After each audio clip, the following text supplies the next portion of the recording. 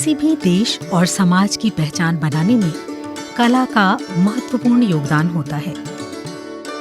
प्रायः ये कलाएं लोक में पनपती हैं और समाज में साझा दृष्टिकोण, मूल्य, परंपरा और विकास के लक्ष्य को दर्शाती हैं। लोक में प्रचलित कलाओं से लोग रोजी रोटी कमाते हैं और देश की आर्थिक गतिविधियों में अपनी भूमिका अदा करते हैं। सामाजिक, आर्थिक और सांस्कृतिक गतिविधियों में प्रचलित कलाएं हस्तशिल्प या हुनर के नाम से जानी जाती हैं। हस्तशिल्प सृजनशीलता को बढ़ावा देने के साथ ही देश के विकास एवं प्रगति को सुनिश्चित करता है। धर्मनगरी काशी यानी वाराणसी सदियों से अपनी हस्तशिल्प की कलात्मकता एवं सृजनशीलता के लिए जानी जाती है।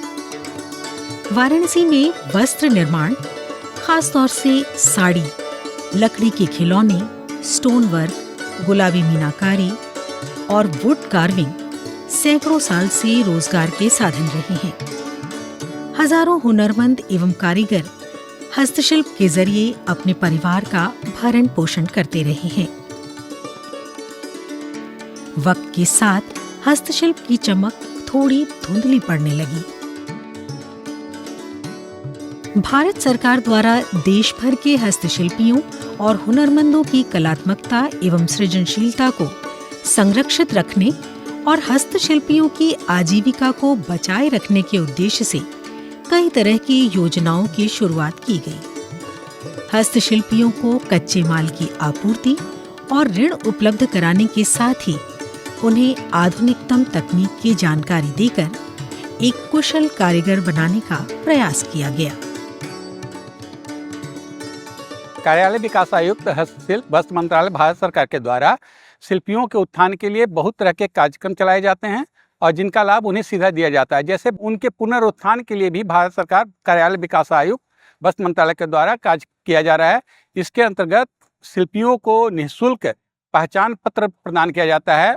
उनको विभिन्न तरह के मुद्रा लोन प्राप्त हो, उसके लिए हमारे कार्यालय के द्वारा उनकी अनुशंसा की जाती है, उनको दिलवाने में मदद की जाती है।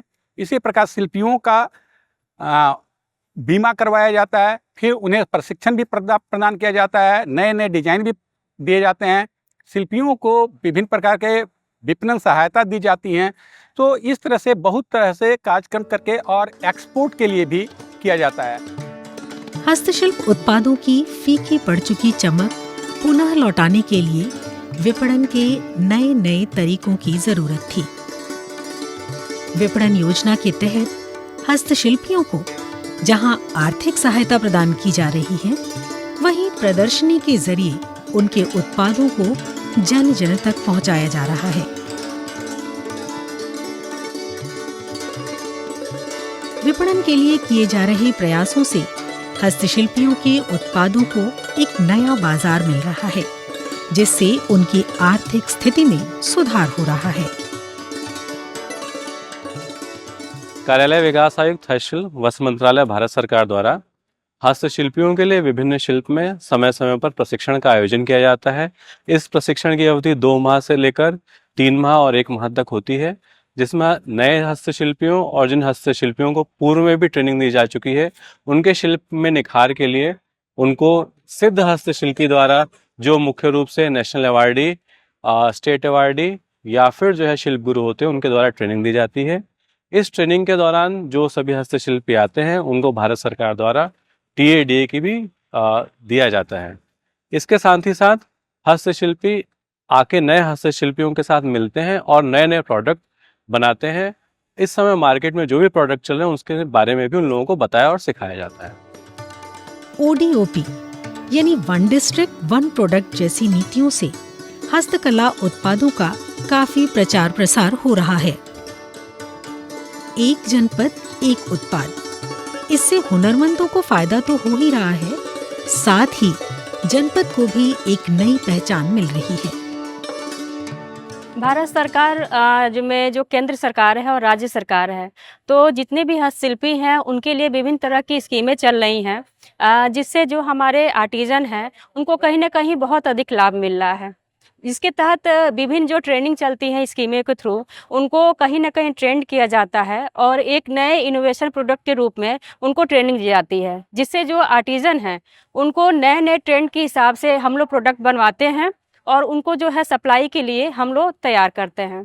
तो जो ओडीओपी की ट्रेनिंग है, चाहे सेंट्रल स्कीम की ट्रेनिंग है या फिर राज्य सरकार की, तो इन सारी स्कीमों के तहत जो है सरकारी योजनाएं जो हैं, कहीं ना कहीं आर्टिजनों को बहुत ज़्यादा ही लाभ मिल रहा है। हस्तशिल्प और हुनरमंदों कारीगरों को प्रोत्साहित करने के उद्देश्य से प्रधानमंत्री का लक्षित आह्वान वोकल फॉर लोकल वाराणसी के हस्तशिल्प उत्पादों के लिए नए अवसर उपलब्ध कराने में कामयाब हुआ है। प्रधानमंत्री के इस आह्वान से हुनरमंदों को बाजार की तरफ से प्रोत्साहन मिल रहा है। पहले हम लोग फिरंगी चुसनी लट्टू बनाते थे और कहीं मेला लगता था दुर्गा जी वगैरह, तो जमीन पर बिछा के बैठ के बेचते थे।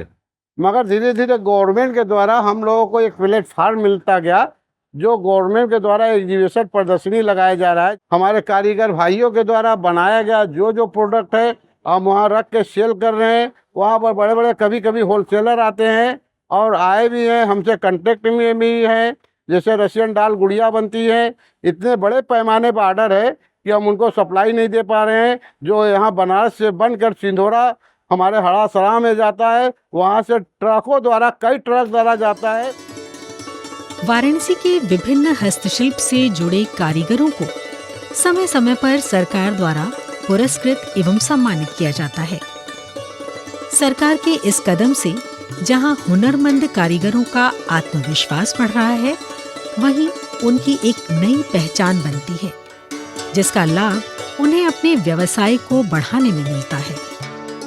गुलाबी मीनाकारी जो मुगल काल से भारत में है, 17वीं सेंचुरी से, ये सोने और चांदी के ऊपर होती है मीनाकारी। इसके कलर मेटल ऑक्साइड से बनते हैं और 850 डिग्री सेंटीग्रेड पे हीट होते हैं। एक समय था जब ये काम पूरी तरह खत्म हो चुका था।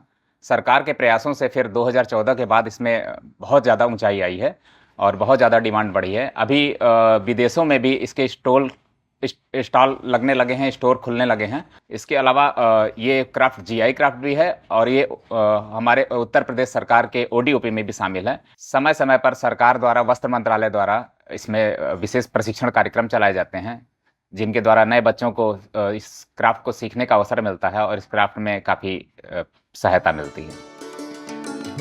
जीआई पंजीकरण एवं टैगिंग के जरिए बनारसी साड़ी उद्योग में एक नई चमक लौटी है। हैंडलूम मार्क, सिल्क मार्क और जीआई से उत्पादों की गुणवत्ता बढ़ी है, जिसके चलते ग्राहकों का विश्वास बढ़ा है। वस्त्र उद्योग में सेहत के लिहाज से नए प्रयोग किए जा रहे हैं, जिसका सकारात्मक प्रभाव पड़ रहा है। मैं हैंडलूम साड़ी बनाता हूं और हैंडलूम मार्क लगा के बेचता हूं।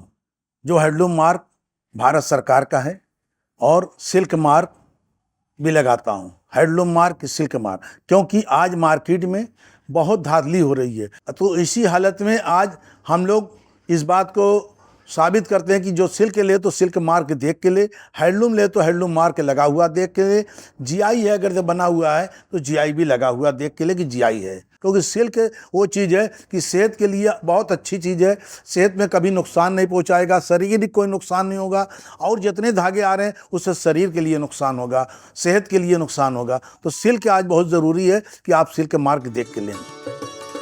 हस्तशिल्प के पुनरुत्थान के लिए कारीगरों का आर्टिजन कार्ड बनाया गया, ताकि सरकारी सहायता सुचारू रूप से उन तक पहुंच सके। आर्टिजन कार्ड की सुविधा से बहुतेरे कारीगर अपना काम सुगमता पूर्वक कर रहे हैं। मैं वुडन लेकरवेयर एंड टॉयज का, जो कि ओडीओपी एक जिला एक उत्पाद के अंतर्गत आता है, उसका एक कारीगर हूँ। जो यहाँ पे वुडन लेकरवेयर को दर्शाया गया है, जैसे ये सिंदूरदानी, ये उसका लोगो है वुडन लेकरवेयर एंड टॉयज का। हमारे पास आर्टिजन कार्ड है, उसके द्वारा हमें सहूलियत प्रदान हो कि हमें ओडीओपी योजना के अंतर्गत लाभ मिल सके, ऋण जिससे मान लीजिए 2 लाख 5 लाख तक ऋण मिल सके, जिससे हम लोग लकड़ी लेकर और स्टॉक करके लकड़ी सुखाकर उसे तैयार करें माल, जिससे हम लोग इस काम को और आगे बढ़ा सके, देश विदेशों तक माल भेज सकें। सर मेरा आर्टिजन कार्ड बना हुआ है, मेरा लकड़ी खिलौना काम होता है और सभी लोग से करवाते भी हैं। मेरा यही व्यापार भी है, मेरा आईडी कार्ड भी बना है, सब कुछ हुआ है मेरा। हमारा आर्टिजन कार्ड है, हम लोग माल बनाते हैं, बस सप्लाई करते हैं यहाँ से। हमारे दादा परदादा ये काम करते आ रहे हैं, हम लोग भी करते आ रहे हैं। हस्तशिल्पियों को स्वावलंबी बनाने के उद्देश्य से स्वयं सहायता समूहों का गठन कराया गया, जिससे कि छोटी मोटी जरूरतों को पूरा करने के लिए वे अपने समूहों से ही ऋण ले सकें। समूह गठन से एक प्रतिबद्ध कार्यबल भी उपलब्ध होता है। समूह की महिलाएं घर परिवार की जिम्मेदारी निभाते हुए अपना स्वरोजगार कर रही हैं।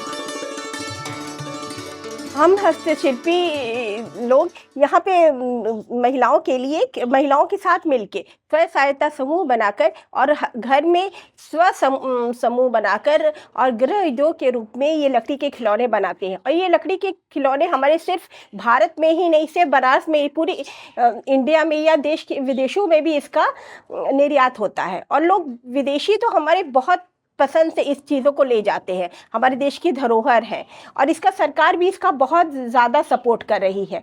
और सबसे ज़्यादा बात है कि महिलाएं इसको घर बैठे ही इस स्वयं उद्योग के नाम पे के रूप में इसको स्थापित कर रही है। वो अपना परिवार देखते हुए और अपना घर परिवार देखते हुए, अपनी सारी सहूलतों को देखते हुए ये करें। ये सरकार की योजना है, ये डोडा की तरफ से। प्रधानमंत्री नरेंद्र मोदी अपने संसदीय क्षेत्र के लकड़ी के खिलौने बनाने वाले कारीगरों को काफी प्रोत्साहित कर रहे हैं। लकड़ी के खिलौनों के साथ ही वाराणसी के काष्ठ कारीगर सजावटी सामान, घरेलू उपयोग की वस्तुएं भी बनाते हैं। इन उत्पादों को अब व्यापक बाजार मिलने से कारीगरों एवं उद्यमियों को अच्छा लाभ हो रहा है। लकड़ी खिलौने का काम यहाँ घर घर पे होता है और इसके बाद यहाँ पे परिवार लोग को भी सिखाया जाता है। लेडीज लोग भी करते हैं, बच्चे भी करते हैं, हम लोग भी करते हैं। आर्डर मिलने पे हम लोग पूर्ति करते हैं। बाहर से आर्डर हम लोग को मिलता रहता है। जो भी माल बेचने पे इनकम होता है उससे परिवार चलता है, ठीक ठाक चल जाता है परिवार। हस्तशिल्प प्रोत्साहन एवं पुनरुत्थान की दिशा में सरकार द्वारा किए जा रहे प्रयासों का सकारात्मक प्रभाव दिखलाई पड़ रहा है। बुजुर्ग हस्तशिल्पियों के लिए शुरू की गई पेंशन योजना से कारीगरों में भविष्य के प्रति निश्चिंतता का भाव आया है, जिसका प्रभाव वर्तमान पीढ़ी को अपने परंपरागत हुनर के प्रति संवेदनशील बना रहा है। मैं लकड़ी का ये खिलौना बनाती हूँ और लकड़ी के खिलौने में ये 100 खिलौना बनता है, इसको पेंटिंग वगैरह करवाती हूँ। पूरा परिवार है ये लकड़ी के खिलौने का। मैं घर में लकड़ी के खिलौने का काम करती हूँ, बनाती हूँ। और ये जैसे चाबी रिंग है, ये तोड़न है, ये सब बनाती हूँ यहीं पर घर पे।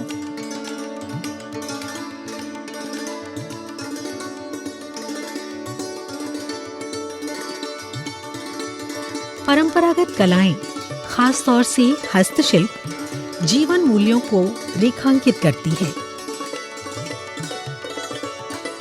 संस्कार, सुधार, परिष्कार और शुद्धि भारतीय चिंतन परंपरा के प्रमुख तत्व हैं। हस्तशिल्प के पुनरुत्थान के प्रयास उसी चिंतन परंपरा को आगे बढ़ाने की एक सार्थक कोशिश है।